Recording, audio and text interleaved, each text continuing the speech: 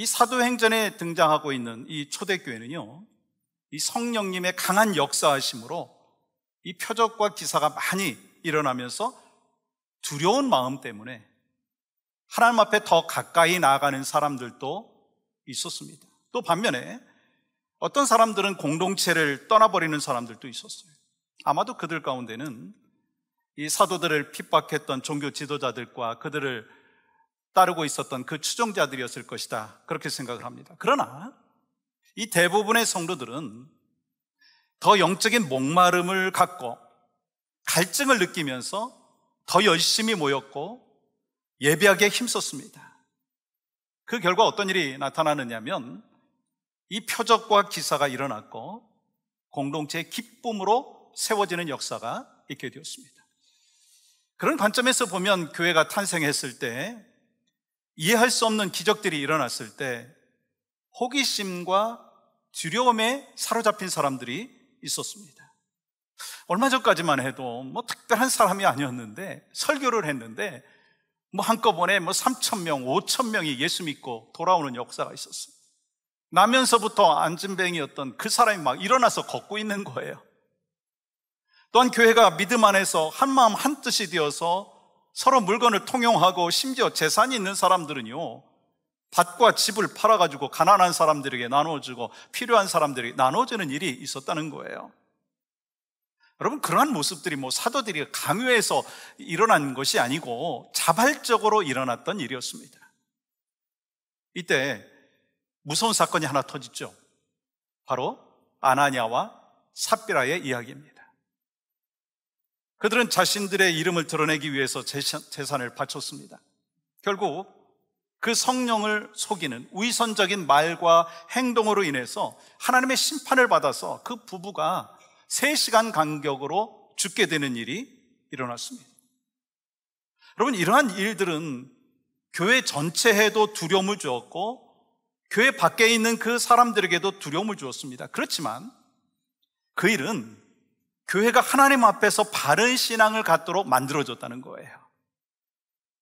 성령을 속이거나 성령을 시험하거나 성령에 대항하지 아니하고 성령 충만을 받아서 하나님 앞에서 진실된 삶을 살게 하는데 역할을 했다는 거예요. 그 두려움은 많은 사람들이 예수 그리스도의 복음을 듣고 받아들이는데 큰 역할을 했습니다. 그래서 어떤 결과가 나타났습니까? 14절 말씀은 이렇게 기록합니다. 믿고 주께로 나오는 자가 더 많으니 남녀의 큰 무리더라. 이런 일이 나타난 거예요. 결국 오늘 본문은 성령 충만함 속에 있었던 예루살렘 교회가 어떠한 역사를 경험했는지에 대해서 구체적으로 우리에게 말씀하고 있다라고 하는 것입니다. 그러한 상황 속에서 초대교회 성도들은 이 교회의 본질이 무엇인가? 라고 하는 생각을 하게 되었습니다. 여러분, 교회의 본질이 뭔가요? 우리 크리스찬의 본질이 뭔가요? 교회의 본질은 사람이 많고 적음에 있지 않습니다.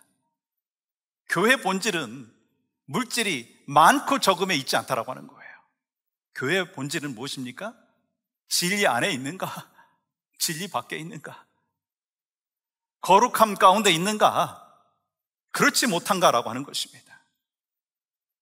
그러므로 진리가 교회 안에 있을 때, 또 거룩함을 지키고 있을 때, 또한 그 성결한 공동체가 될 때 성령께서는요, 그 공동체를 통해서 일하시고 역사하신다는 거예요. 그럴 때 초대교회는요, 놀라운 일들이 계속해서 일어나게 되었고, 초대교회 성도들은요, 늘 말씀의 갈급해함을 갖고 살아갔습니다. 또 하나됨을 이루는 기쁨과 그 즐거움의 공동체가 되었다는 거예요. 여러분, 그렇기 때문에 저는 오늘 말씀을 같이 나누면서 이 초대교회의 모습이 바로 21세기를 살아가고 있고 21세기의 교회인 이 땅의 교회가 그러한 역사가 있기를 간절히 소망합니다. 아니, 우리가 섬기고 있는 우리 교회가 바로 이러한 역사가 있기를 간절히 주님의 이름으로 축복합니다. 그때 어떤 일이 벌어지겠어요? 세상은 교회를 통해서 도전을 받는 거예요. 세상은 교회를 통해서 도전을 받고 변화를 경험하게 된다고 하는 거예요. 여러분, 우리가 이 사도행전을 통해서 이 초대교회의 모습을 살펴보고 있어요. 그렇다면 왜 우리가 이 초대교회의 모습을 살펴보느냐는 거예요. 어떤 의미가 있느냐라고 하는 거예요. 여러분과 저는요, 지금 이 시대는 종교개혁 이후 시대를 살고 있습니다. 개혁하다라고 하는 이 영어가 뭐죠? 리폼, 다시 폼을 세운다라고 하는 거예요. 그러므로 개혁이라고 하는 것은 아무것도 없는 것을 새로 만드는 게 아니고요, 원래의 모습을 찾고 다시 그 모습으로 돌아가고 다시 그 모양으로 돌아가는 거예요. 그게 참된 개혁의 의미다라고 하는 것입니다. 그래서 성경에 보면 이 처음 사랑을 잃어버렸던 에베소 교회를 향하여서 주님이 뭐라고 권면을 하시죠? 요한계시록 2장 5절은 이렇게 말씀을 하고 있습니다. 그러므로 어디서 떨어졌는지를 생각하고 회개하여 처음 행위를 가지라. 처음 행위를 가지라. 우리가 왜 초대교회를 살펴봅니까? 전에도 말씀드렸지만 초대교회는요, 오늘의 교회의 모델 하우스와 같다라고 말씀을 드렸어요. 그러므로 주님이 원래 계획하시고 원래 의도하셨고 원래 생각하셨던 초대교회의 모습을 회복하는 것이 주님이 오늘의 교회를 향하여 뜻하신 것이다라고 하는 것입니다. 우리는 오늘의 교회의 모습을 보면서 지금 우리에게 없는 것이 무엇인가? 우리 교회가 꿈꾸는 그 교회는 어떤 모습인가라고 하는 것을 살펴보기를 원합니다. 여러분, 오늘 본문의 말씀을 보면 이 초대교회는 어떤 특징이 있느냐면 표적과 기사가 많이 일어나는 공동체였다는 거예요. 초대교회는 표적과 기사가 많이 일어나는 공동체였습니다. 여러분, 15절 말씀은 그것을 증거하고 있습니다. 사람들의 손을 통하여 민간과 표적과 기사가 많이 일어나매 믿는 사람이 다 마음을 같이하여 솔로몬 행각에 모이고, 여러분, 초대교회는 사도들을 통해서 많은 기적이 일어났죠. 이 교회가 성령의 능력을 가지고 하나님의 임재하심을 경험할 때 사도를 통해서 많은 기적이 일어났다라고 하는 거예요. 여러분, 이러한 기적은 하나님께서 행하신 슈퍼내추럴한 역사입니다. 초자연적인 역사입니다. 하나님만이 행할 수 있는 놀라운 기적이었죠. 또 하나님 나라가 이 땅에 임한다라고 하는 것을 나타내는 사인이었습니다. 그러므로 표적과 기사는 이 사도들의 힘과 능력에 의해서 나타난 것이 아니고요, 성령님께서 직접 일하시고 간섭하시고 보여주신 사인을 의미하는 것입니다. 이 초대교회에 그러한 놀라운 역사가 일어나게 되면서 어떤 일이 벌어졌다고요? 더욱더 믿는 사람의 숫자가 늘어났다는 거예요. 부흥의 역사가 있었다라고 하는 거예요. 다시 말해서 성령께서 역사하시면 지금도 여러분과 저 안에 부흥의 역사가 일어나고 우리 교회 안에 부흥의 역사가 일어나게 될 줄 믿습니다. 또 성령께서 역사하시면 지금도 표적과 기사가 우리의 삶 가운데, 교회 가운데 일어나게 될 줄 믿습니다. 여러분, 초대교회는요, 어떻게 표적과 기사가 일어났습니까? 사도행전 4장 30절 말씀 보시면 그 해답이 나와 있거든요. 손을 내밀어 병을 낫게 하옵시고 표적과 기사가 거룩한 종 예수의 이름으로 이루어지게 하옵소서 하더라. 초대교회는요, 표적과 기사를 위해서 먼저 뭐 했어요? 기도했다는 거예요. 그렇기 때문에 기도했을 때 오늘 본문 12절 그 전반절에 기도의 응답이 있지 않습니까? 다시 한번 12절 말씀을 보시면 이렇게 기록하죠. 사도들의 손을 통하여 민간에 표적과 기사가 많이 일어나매. 여러분, 또 16절 말씀 보시면 이렇게 기록합니다. 예루살렘 부근에 수많은 사람들도 모여 병든 사람과 더러운 귀신에게 괴로움 받는 사람을 데리고 와서 다 나음을 얻으니라. 이 초대교회는요, 표적과 기사를 위해서 뭐 했다고요? 기도했다는 거예요. 그런데 여러분과 저는 오늘은 어떤가라고 하는 거예요. 손을 내밀어 병을 낫게 하여 주시옵소서. 표적과 기사가 예수 그리스도의 이름으로 나타나게 하여 주시옵소서. 그렇게 얼마나 기도하고 있느냐는 거예요. 우리 주님은 기적을 베푸실 수도 있고 베풀지 아니하실 수도 있어요. 그리고 주님은 성경을 통해서 우리에게 말씀을 하실 때도 있고 침묵으로 말씀하실 때도 있습니다. 그렇기 때문에 우리는 이 주님이 말씀하실 때 은혜로 받고 주님의 기적을 베풀어 주실 때에 믿음으로 반응해야 된다는 거예요. 그때 어떤 일이 나타납니까?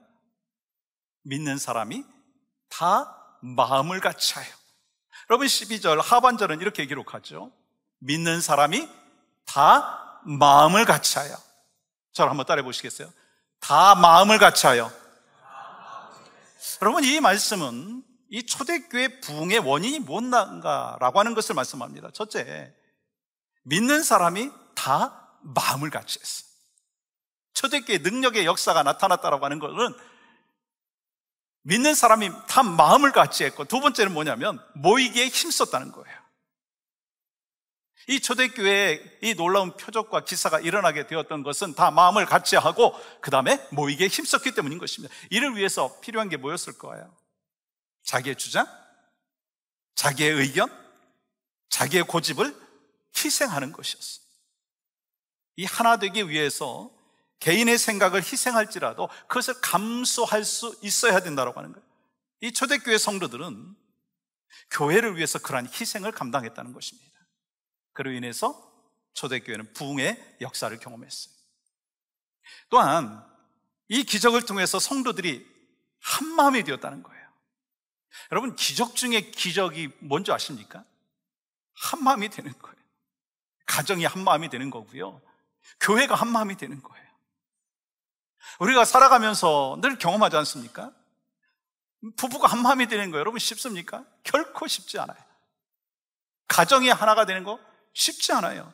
교회가 하나 되는 거 더더욱 쉽지 않아요.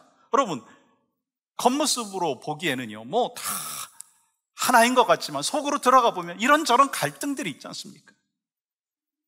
여러분 부부가, 가족이 하나가 되는 것이 그렇게 힘든데 어떻게 살아온 그 배경이 다르고 지금 다른 상황 속에서 살고 있는 이 교회 공동체 안에 성도들이 어떻게 하나가 될 수 있느냐라고 하는 거예요. 그런데 여러분 한 마음은 공동체에서 절대적으로 필요한 것이고 또한 그것이 가능하다는 거예요. 그렇다면 어떻게 이 공동체 안에 하나됨이 가능할 수 있느냐는 거예요. 우리 모두가 성령의 역사하심에 순종을 하게 되면 하나가 될 수 있는 거예요.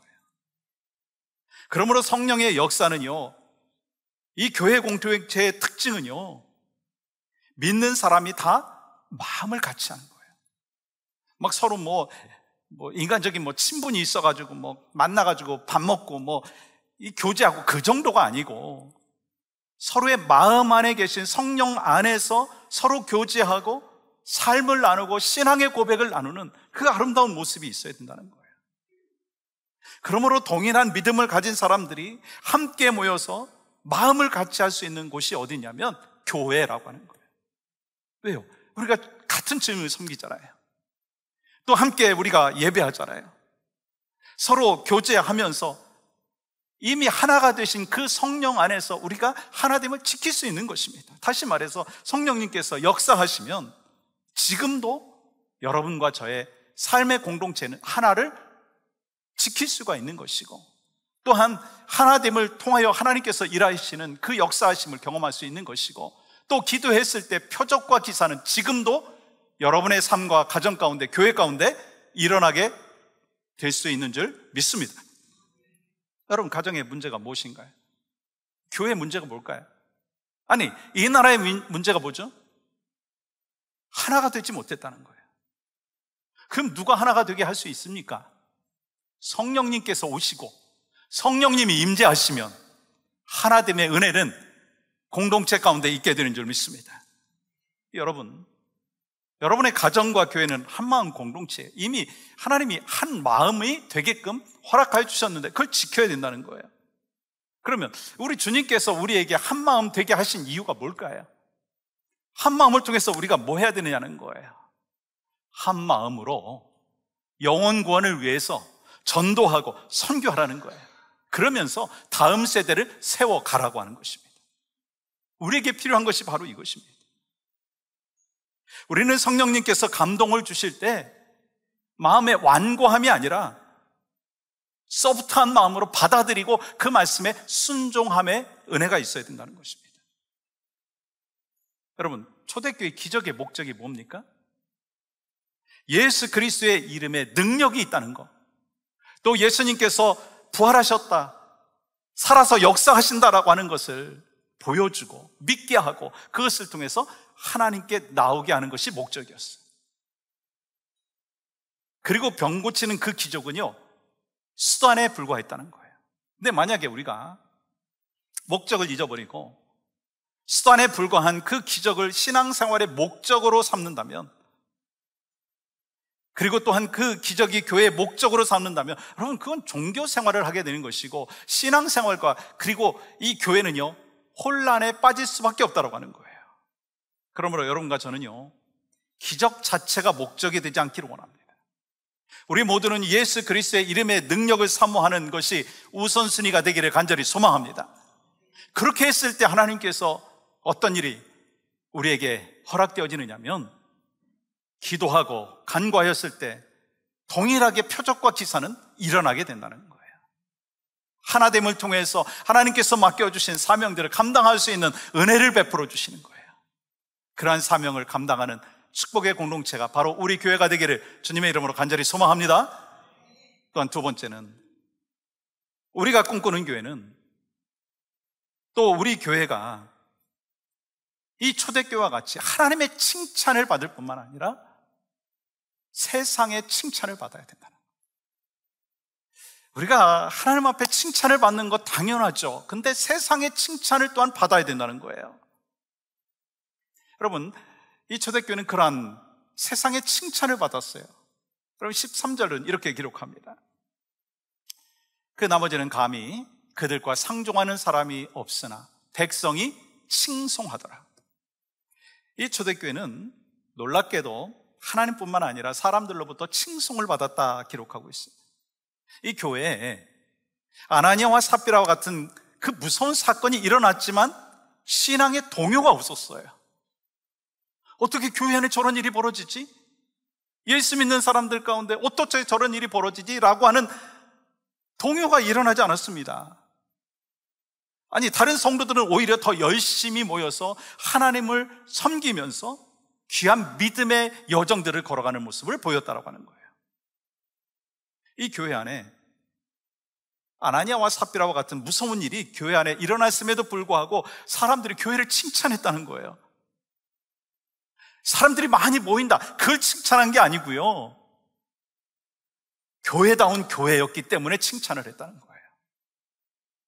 그래서 14절 말씀에 이렇게 기록하잖아요. 믿고 주께로 나오는 자가 더 많으니 남녀의 큰 무리더라. 성령 충만한 사도들과 성도들이 있었던 예루살렘 교회에 더 많은 사람들이 나오게 되었고, 그렇게 예수 믿는 사람들이 늘어나게 되었습니다. 또한 사도행전 2장 47절의 말씀은 이렇게 기록하고 있어요. 하나님을 찬미하며 또 온 백성에게 칭송을 받으니 주께서 구원받는 사람을 날마다 더하게 하시니라. 초대교회는 놀랍게도 사람들한테도 칭송을 받았어요. 그렇다면 오늘날 성도들은 어떤가? 아니, 저는 말씀을 준비하면서 오늘날의 목회자는 어떤가? 오늘날의 교회는 어떤가? 손가락질 받고 치탄받고 있지는 않느냐라고 하는 것입니다. 오늘 본문에 나오고 있는 이 칭송이라고 하는 이 한국말 원어의 의미는 뭐냐면 매력, 호감이라고 하는 거예요. 매력, 호감. 그러니까 초대교회는요, 매력 있는 공동체였어요. 호감이 있는 공동체였다는 거예요. 그래서 사람들이 교회 공동체로 나왔다는 거예요. 여러분, 이게 참 중요한 거 아십니까? 여러분, 왜 믿지 않는 사람들이 교회와 복음에 대해서 멀리하고 관심이 떠나고 있는지 여러분 아시느냐는 거예요. 믿는 사람들의 삶이 흐트러졌기 때문이다라고 하는 거예요. 여러분, 본받을 것이 없는 그 성도들의 삶과 태도 때문에 많은 사람들이 복음을 외면하고 교회를 떠난다라고 하는 거예요. 왜 오늘의 교회가 무기력해졌는가? 살아서 역사하시는 예수님을 경험하지 못하고 있기 때문인 거예요. 성령 충만을 경험하지 못하고 있기 때문이다라고 하는 거예요. 그러나 여러분, 성령 충만하게 되면 어떻게 되는 줄 아시죠? 다 변하게 되어 있어요. 성령 충만하면 우리 인생이 변합니다. 아멘이신가요? 성령 충만하면 우리의 가정이 변해요. 아멘이시죠? 성령 충만하면 교회가 변해. 여러분과 저의 삶 가운데 성령 충만한 은혜가 있으면 막 생기가 있고 활력이 있고, 더 이상 뭐 세상에서 즐거운 것이 아니라 예배하는 것이 기쁘고 말씀 훈련 받는 것이 행복이고 감사가 있다는 거예요. 그런 교회 공동체에는요, 기쁨의 공동체이고 즐거움이 넘친다는 거예요. 그것이 바로 여러분의 가정이 되기를 원하고 우리 교회가 되기를 소망합니다. 우리가 잘 알고 있듯이 이 예수님의 제자들이 십자가 지신 그 예수님을 바라보면서 무기력해졌고 패배감 속에 있었습니다. 그런데 성령의 충만한 은혜를 경험을 했을 때 모든 게 바뀌었어. 모든 게 바뀌었어. 성령의 권능을 입고 막 활기가 찼고, 그래서 결국은 어떻게 살았어요? 증인의 사명을 감당했다는 거예요. 세상 사람들에게 부러움의 대상이 되었습니다. 여러분, 그렇게 제자들의 가슴에 불타오르는 그 부흥의 불길은요, 또 다른 사람에게 전달되어져서 예루살렘 교회에 큰 부흥이 일어났다는 거예요. 그리고 세상 사람들에게 거룩한 그 두려움과 호감을 주는 공동체가 되었다는 거예요. 우리는 뭐 교인의 숫자가 막 늘어나면 부흥했다 그런 이야기 하잖아요. 근데 진정한 부흥은 뭐냐면 우리 안에 생명이 회복되어지는 거예요. 생명의 역사가 있어야 되는 거예요. 변화의 역사가 있어야 되는 거예요. 개혁의 역사가 있어야 되는 거예요. 그래서 진정한 부흥은 뭐냐면 예배가 회복되어지는 거예요. 막 서로 교제하면서 돌보면서 말씀 안에서 자라가는 거예요. 그래야지 참된 예수님의 제자가 되는 거 아니겠습니까? 우리 교회가 뭐 뜨뜻미지근한 그 신앙생활을 하면서 그냥 교회만 왔다 갔다 하는 그런 신앙인의 모습이 아니라 정말 하나님께서 우리에게 주신 그 불타는 마음이 있고 간절한 마음이 있고, 그래서 주님 안에서 예배할 때 감격이 있고 막 모여서 성도의 교제를 할 때도 정말 더 밝고 더 따뜻하게 성도의 교제를 나누면서 그러한 소문이 날 때 믿지 않는 사람들이 교회를 바라보면서 칭찬을 하지 않겠느냐는 거예요. 여러분, 세상의 칭찬이 중요하지 않다라고 혹시 생각하시면 그 오산입니다. 왜냐하면 교회를 바라보면서 칭찬을 해야지 믿는 사람이 더 늘어나는 거예요. 하나님의 칭찬 물론 중요하죠. 그게 가장 기본입니다. 그러나 사람들의 칭찬을 받을 수 있도록 우리가 힘써야 되는 거예요. 그리고 15절 말씀 보세요. 심지어 병든 사람을 메고 거리에 나가 침대와 요 위에 누이고 베드로가 지날 때 혹 그의 그림자라도 누구에게 덮일까 바라고. 이제 많은 사람들이 나와서 예수님을 영접하고 하나님의 자녀가 되는 가운데 병든 사람을 메고 나왔어요. 이 베드로와 사도들이 지나가는 그 길에 그들의 그림자라도 덮이면 고침받을까? 그런 생각을 하고 있었습니다. 여러분, 이거는 뭐 미신적인 행위가 아니에요. 그만큼 사도들이 전하는 예수 그리스도의 능력, 성령의 능력을 간절히 사모하고 소망했다라고 하는 거예요. 여러분, 그런 마음이 누구의 마음이 되어야 되겠습니까? 여러분과 저의 마음이 되기를 주의 이름으로 간절히 소망합니다. 물론 지금 우리에게는요, 이 베드로의 그림자가 필요 없어요. 왜요? 성령님께서 지금도 역사하시고 우리와 함께하고 계시기 때문에. 사랑하는 여러분, 여러분은 주님의 은혜가 여러분 가운데 한 번이라도 경험되어진 적이 있으십니까? 다시 한번 질문하겠습니다. 여러분의 심령 가운데, 여러분의 삶 가운데 주님의 은혜를 경험한 적이 있으십니까? 그렇다면 그 후의 삶은 어땠느냐는 거예요. 그 은혜와 맛을 경험한 여러분들은 어떻게 살고 있느냐라고 하는 거예요. 그때 그냥 은혜를 경험하고 그 맛을 경험하고 난 뒤에 누군가 떠올려졌다면 그 사람에게 정말 이 복음을 들고 갔었느냐라고 하는 것입니다.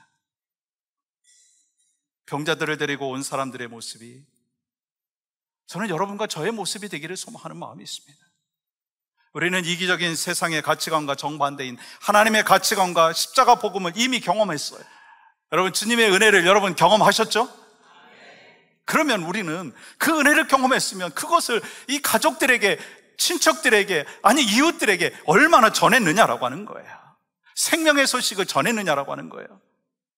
내가 경험한 예수님 진짜예요. 내가 예수 믿으니까 정말 너무 기뻐요. 예수님이 저한테 생명 주셨어요. 저에게는 소망이 있어요. 그 신앙의 고백을 하면서 살았느냐는 거예요.